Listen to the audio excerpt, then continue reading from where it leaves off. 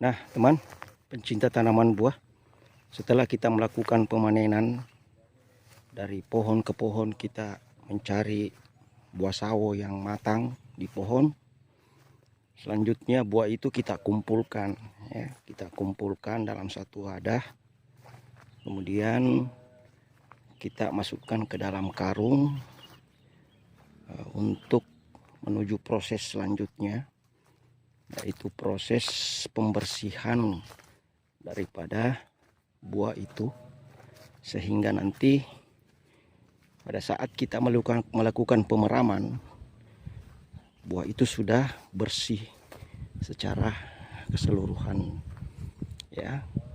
Jadi kita kumpulkan kembali buah itu, jadikan satu wadah, satu tempat, kemudian kita masukkan ke dalam karung. Nah, seperti apa ini contohnya kita setelah kita melakukan pemanenan pada hari ini. Inilah hasilnya yang kita panen pada hari ini. Buahnya kita kumpulkan dalam satu tempat, kemudian selanjutnya nanti kita akan memasukkan ke dalam karung, ya, untuk menuju proses selanjutnya, yaitu proses pembersihan setelah kita sampai di rumah. Ya, demikian teman. Nah, berikutnya kita kumpulkan ke dalam karung, ya, seperti video pada kesempatan ini. Mengapa saya jadikan dua karung dan mengapa saya gunakan karung bekas bawang merah? Yang pertama, saya jadikan dua karung untuk mencegah terjadinya penumpukan yang berlebihan pada buah sawo yang sudah kita panen pada hari ini. Karena kalau terjadi penumpukan yang berlebihan, dikhawatirkan buah-buah yang berada di bawah itu tertindih.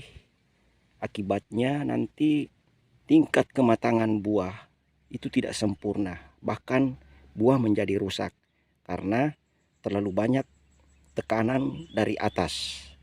Jadi teman-teman pencinta tanaman buah, tolong ini menjadi perhatian ketika kita panen agar menghindari terjadinya penumpukan yang berlebihan, ya. Karena tadi dari awal saya mengatakan bahwa perlakuan buah sawo itu harus halus dan sangat pelan-pelan dan hati-hati untuk menghasilkan buah yang sempurna dan memuaskan konsumen. Yang kedua, mengapa buah ini saya menggunakan karung yang bekas bawang? Karena karung bekas bawang itu pori-porinya sangat jarang, ya, seperti ini. Lebih dekatnya seperti ini, pori-porinya sangat jarang. Tujuannya apa? Agar buah tetap melakukan proses respirasi setelah kita melakukan pemanenan. Jadi buah ini tidak terhambat suhu atau panas buah ini tidak tertahan di dalam karung yang jika kita menggunakan karung gula misalnya, atau karung bekas pupuk yang lebih rapat pori-porinya. Jadi proses respirasinya buah ini tetap berlangsung, teman, seperti ini. Lebih fresh karena respirasi itu berlangsung lancar, ya, berlangsung lancar sebelum tahap berikutnya kita lakukan proses pembersihan setelah sampai di rumah. Jadi diusahakan menggunakan karung bekas bawang. Yang kedua, hindari terjadinya penumpukan yang berlebihan. Seperti itu. Baik, assalamualaikum warahmatullahi wabarakatuh, teman pencinta tanaman buah dimanapun Anda berada. Nah, setelah kita sampai di rumah dari kebun, ya kan, kemudian kita bawa buah itu kembali seperti ini di rumah. Selanjutnya buah ini kami angin-anginkan sejenak sebelum kita bersihkan di dalam karung, di dalam air, untuk membersihkan dari segala macam kotoran dan getah buah itu sendiri. Nah, kita masukkan secara pelan-pelan ke dalam baskom untuk dibersihkan getahnya. Nah, seperti itu perlakuannya.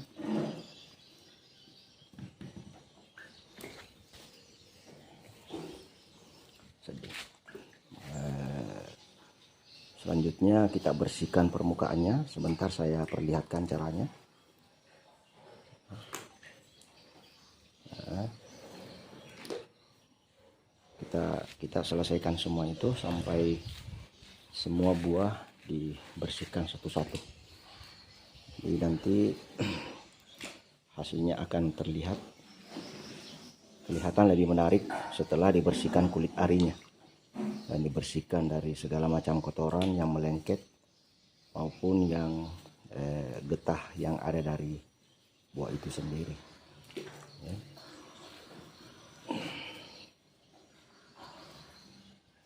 Demikian teman. Selanjutnya kita melakukan pembersihan. Buah ini kita bersihkan seperti ini. Kita bersihkan kulit-kulit arinya, ya. Kemudian kotoran-kotoran yang menempel bersihkan satu persatu seperti ini, ya, seperti ini. Satu persatu kita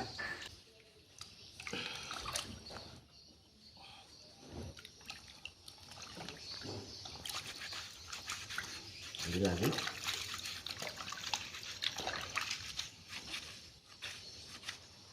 Kita gosok secara pelan-pelan untuk menghilangkan kulit arinya, ya, sampai betul-betul kulit daripada buah sawo itu yang tertinggal. Tujuannya untuk mempermudah mempercepat proses pematangan, ya, seperti ini. Ada juga yang mencoba membuka pangkal daripada buah ini, tangkai buah, mencongkel tangkai buah ini untuk mempercepat prosesnya. Tapi saya tidak melakukan itu, karena kalau itu saya lakukan, saya melihat pengalaman kami, buah yang sudah masak itu cepat busuk. Mengapa? Karena ada luka di pangkal buah itu, di ujung tangkai buah ini. Kalau kita buka itu, kalau terjadi proses pemasakan memang cepat, akan tetapi setelah itu cepat juga buah itu busuk. Makanya saya tidak rekomendasikan untuk ini dibuka, ya, seperti itu. Dan seterusnya berikutnya adalah proses penjemuran, ya, tapi ini penjemuran tidak lama. Kalau mataharinya cukup terik, itu kita cukup melakukan penjemuran 1 sampai 1,5 jam. Demikian. Nah, teman pencinta tanaman buah, setelah kita melakukan pembersihan buah satu persatu seperti video tadi, selanjutnya kita angkat buah itu untuk diangin-anginkan seperti ini di bawah sinar matahari untuk mengeringkan daripada tadi air yang menempel di kulit buah itu. Kita keringkan, kemudian proses pengeluaran panas daripada buah itu juga berlangsung secara alamiah. Kita keringkan seperti ini kurang lebih 1 sampai 1,5 jam di bawah sinar matahari. Kemudian berikutnya, setelah buah ini sudah agak kering permukaan kulitnya, ya, selanjutnya prosesnya adalah proses memasukkan ke dalam wadah atau tempat yang tertutup untuk melakukan pemeraman. Dan itulah proses pemeraman setelah buah ini kita angkat, ya. Ini kelihatan teman, setelah kita bersihkan kelihatan lebih menarik, ya kan, kelihatan lebih menarik kulitnya. Sudah tidak ada kulit ari yang menempel di buah, permukaan buah maksud saya. Nah, seperti itu perlakuan selanjutnya. Tinggal setelah ini kita akan melakukan proses pemeraman setelah kita angkat setelah 1 jam kita jemur di bawah sinar matahari. Bisa juga kita mengangin-anginkan sesungguhnya kalau tidak ada panas atau tidak ada matahari, cuaca mendung. Kita juga bisa melakukan hanya sekedar mengangin-anginkan di bawah atau di dalam rumah. Ya, tetapi proses itu kita lakukan sampai 2-3 jam ya, sebelum kita melakukan pemeraman. Demikian pencinta tanaman buah, setelah kita melakukan proses penjemuran siang hari ini menjelang sore, kita angkat kembali ya, kita masukkan kembali, mengumpulkan lagi. Setelah kita melakukan penjemuran selama kurang lebih 1,5 jam, kita kumpulkan buah sawo kita.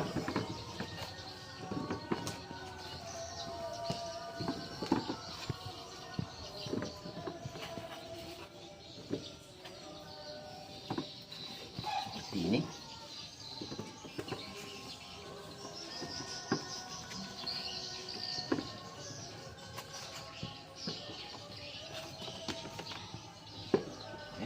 Kemudian kita menuju timbangan.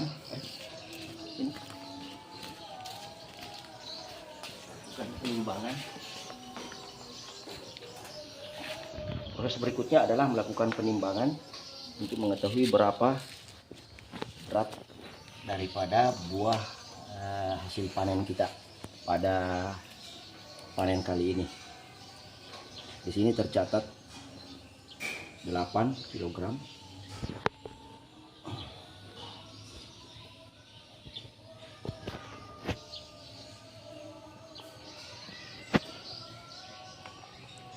Begitu seterusnya sampai selesai ditimbang. Demikian. Berikutnya wadah kedua. Setelah kita timbang itu beratnya 9,4 ya. Jadi ini hasil panen kita pada tanggal 11 hari ini, hari kemarin. Demikian. Setelah kita melakukan penimbangan tadi, ternyata tonase atau berat yang kita dapatkan pada hari ini adalah 17 kg. Kemudian kita catatkan dalam sebuah buku produksi untuk mengetahui dan mengevaluasi nanti pemeliharaan kita ya. Jadi pemeliharaan itu mencerminkan sejauh mana kita produksinya. Jadi ketika produksi menurun misalkan, pasti ada sesuatu di dalam pemeliharaan itu yang kurang. Nah, disinilah fungsinya buku ini untuk mengevaluasi produksi dari bulan ke bulan, dari tahun ke tahun. Ya kan? Seperti itu teman. Jadi kita harus punya manajemen yang bagus untuk menghitung atau mengetahui apa kekurangan di dalam hal pemeliharaan jika terjadi penurunan produksi. Begitu juga sebaliknya, apa yang terbaik yang bisa kita lakukan jika produksi kita meningkat. Kita evaluasi dari sisi pemeliharaan tanaman di kebun. Nah, selanjutnya setelah kita melakukan penimbangan tadi, sebelum kita melakukan pemeraman, kita sortir buah berdasarkan kualitasnya. Jadi tujuannya untuk mengetahui kelas buah kita itu dari tempatnya masing-masing. Jadi ada nanti khusus untuk tempatnya yang memang kualitas buahnya bagus, kita langsung sortir sebelum kita melakukan pemeraman. Jadi ketika kita selesai pemeraman, langsung kita sudah punya data-data atau kelompok-kelompok buah yang sudah kita sortir berdasarkan kualitasnya. Ya, kita lihat contohnya seperti ini. Kita ambil seperti ini, kita masukkan dalam yang kelasnya sama, kita masukkan dalam satu wadah yang sama, ya.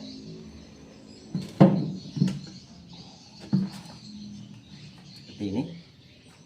Kita pilih-pilih, kita pilah-pilah.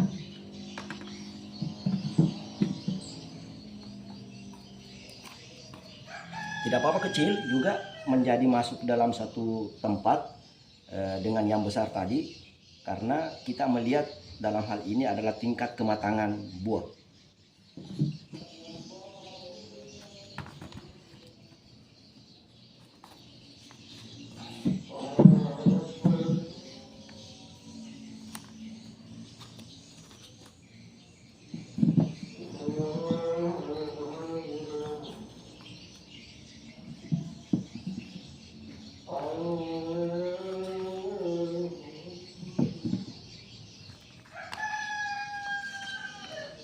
Jadi ada pembukuan kita memang diperuntukkan untuk mengetahui dan mengevaluasi kerja kita dalam satu tahun berdasarkan gambaran yang tercermin dari produksi yang kita dapatkan setiap bulannya. Jadi kita bisa mengevaluasi di situ nanti hal-hal apa yang kira-kira kurang, sehingga misalkan produksi kita berkurang pada tahun ini atau tahun lalu misalnya. Di situ tujuannya, misalkan dari sisi pemupukan ya, dari sisi pemupukan, karena itu yang paling langsung berpengaruh kepada produktivitas buah tanaman kita di kebun. Mungkin pada bulan-bulan lalu atau semester lalu misalnya kita tidak maksimal melakukan pemupukan, ya kan? Contohnya seperti itu, tidak maksimal melakukan pemupukan. Dampaknya itu nanti akan muncul di 6 bulan kemudian, bahwa pemupukan itu mencerminkan akan produktivitas kita. Sekiranya pemupukan ini tidak maksimal, maka yang terjadi adalah produksi akan menurun, ya kan? Pemelihara yang lain juga seperti itu. Misalkan pruning atau pemangkasan yang tidak sesuai dengan jadwal atau tidak sama sekali kita laksanakan juga mempengaruhi produktivitas buah. Ya, itulah tujuannya ada pembukuan, untuk mengetahui kemudian mengevaluasi apa-apa yang kurang setiap tahunnya kita laksanakan. Seperti itu, dan ini seterusnya saya akan memasukkan ke dalam satu tempat ini yang saya tetapkan bahwa ini adalah kualitas yang terbaik pada kesempatan panen kita pada hari ini, ya. Nanti sisanya ini kita masukkan lagi dalam satu wadah yang berbeda. Seperti ini, kita masukkan lagi ke dalam satu wadah yang berbeda untuk menampung semua yang menjadi tidak terpilih masuk ke dalam wadah yang besar ini. Demikian teman. Kemudian kita tutup menggunakan kain yang sudah ada memang kita siapkan di dalamnya. Kemudian kita tutup lagi di atasnya. Ini tujuannya agar supaya udara yang ada di dalam ini tidak terjadi pencampuran dengan udara bebas. Jadi kita pastikan bahwa ini harus rapat dan kuat, sehingga udara tadi saya katakan tidak masuk, ya. Itu proses pematangan buah di dalam. Demikian teman. Seperti ini penampakannya setelah kita melakukan proses pemerangan. Jadi proses ini biasanya kami 2-3 hari itu sudah masak. Kadang sampai 3 hari karena mungkin tingkat kematangan buah yang tidak merata. Nah, itulah sebabnya mengapa tadi saya sarankan untuk dilakukan sortasi atau klasifikasi buah berdasarkan tingkat kematangan. Nah, sehingga dalam satu kotaknya atau dalam satu kaleng itu diharapkan bisa bersamaan masak semua. Seperti itu teman. Demikian.